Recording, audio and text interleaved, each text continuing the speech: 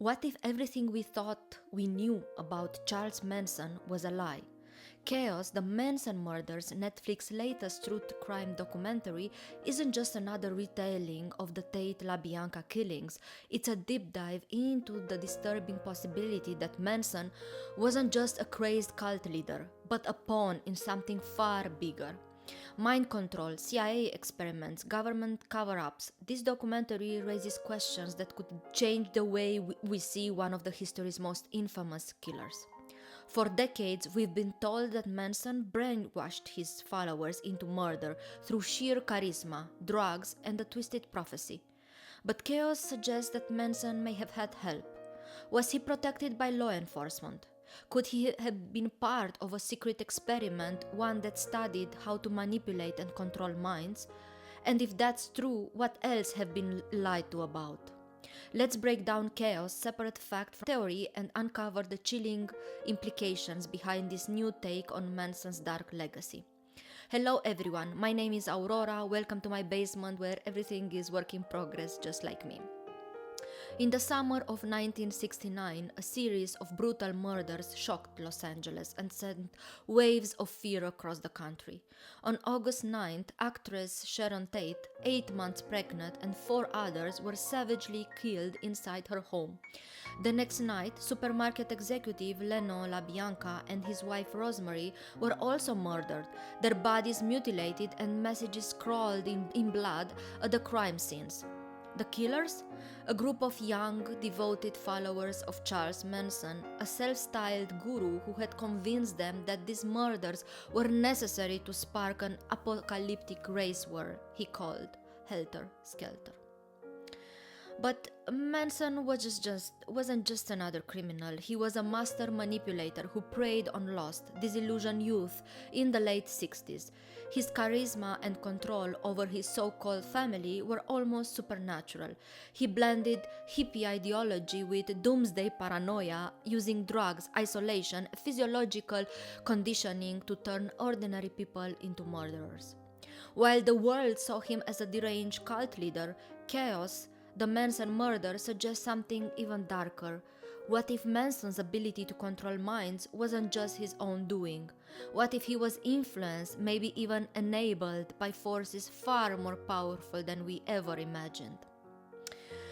One of the most shocking revelations I saw in Chaos, the Manson murder, is the theory that Charles Manson may have been connected to the CIA's MKUltra program, a top-secret government project that tested mind control techniques using LSD and psychological manipulation. Today, if I speak of such programs, immediately comes into my mind the fact that you are a conspiracy theorist, you go far beyond and you imagine things. But now, actually, documents reveal that these programs actually existed and there is evidence about it. So the documentary explores how Manson, despite multiple arrests, seemed to be untouchable by law enforcement. Why? He was repeatedly released from custody, even when he violated parole, raising the question, was he being protected? And if so, by whom? Investigative journalist Tom O'Neill, whose book Chaos inspired the film, uncovered evidence suggesting that Manson had ties to Dr. Louis Jolion West, a psychiatrist involved in MKUltra experiments.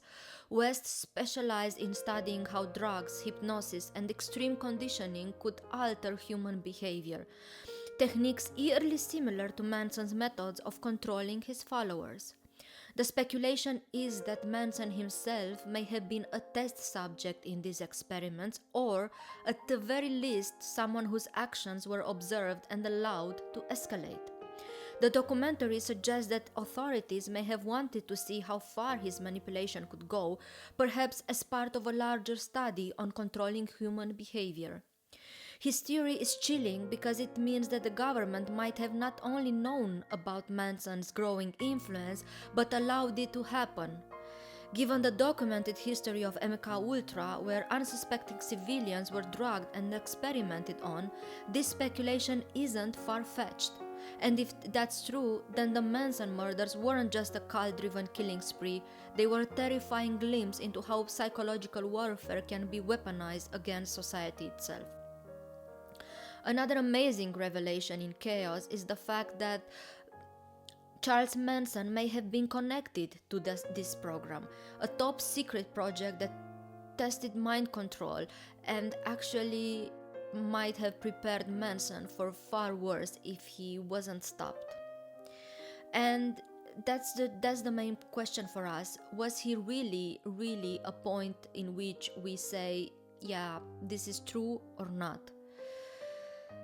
The speculation itself is that at some point Manson was part, or basically either conducted or just allowed to continue his twisted work. Chaos, the Manson Murders, presents a blend of suggestive evidence and speculative theories regarding Charles Manson's potential connections to CIA operations.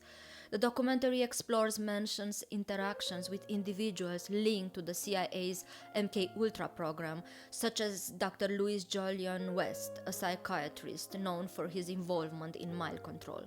While the film introduces these intriguing connections, it stops short of providing definitive proof.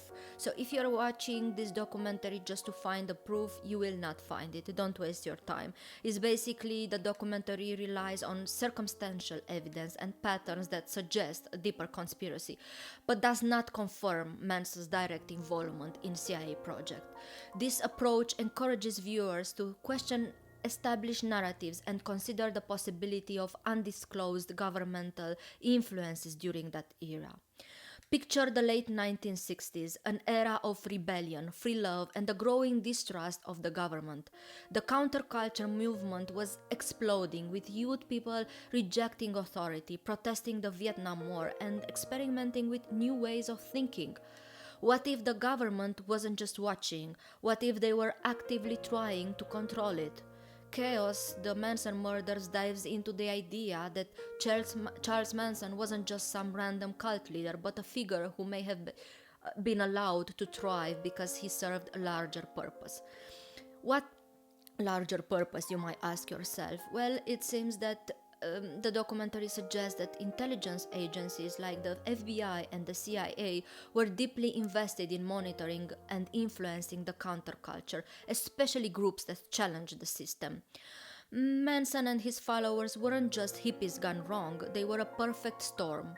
Drug-fueled, anti-establishment, and unpredictable. The documentary explores how law enforcement had Manson in their grasps multiple times but let him go, almost as if they were more interested in watching what would happen next. Could he have been used as a tool to discredit the counterculture? After the brutal murders, fear spread like wildfire, and suddenly the peace and love movement looked dangerous.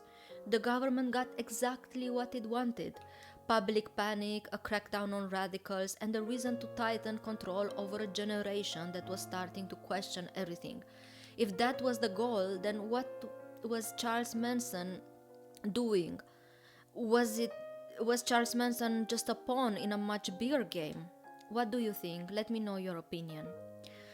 While these connections are speculative and lack definitive proof, they encourage viewers to reconsider the established narrative surrounding Manson and the extent of government surveillance during that era. By the late 1960s, the US government was growing increasingly paranoid. The Vietnam War had sparked massive protests. Radical groups like the Black Panthers were gaining power, or at least this is how government saw it, and young people were openly rejecting authority. To combat this, the CIA launched Operation Chaos, a highly secretive surveillance program designed to spy on and disrupt the counterculture movement. See the Chaos name? This is where it comes from. Under this initiative, intelligence agencies infiltrated activist groups, monitored left-wing journalists, and spread disinformation, all in the name of national security. The goal? To weaken and discredit everyone and anyone seen as a threat to the establishment. But Chaos, the Manson Murders, asks a chilling question. Was Charles Manson unknowingly or even knowingly a piece of this puzzle? It seems we could find in this documentary connections between the Operation Chaos and Manson's strange ability to evade law enforcement. It's clear that exactly the kind of movement, it seems exactly the kind of movement the government wanted to crush. And after the Tate LaBianca murders, the hippie movement was no longer seen as peaceful. And it's definitely something that it was in government's best interest to have it so.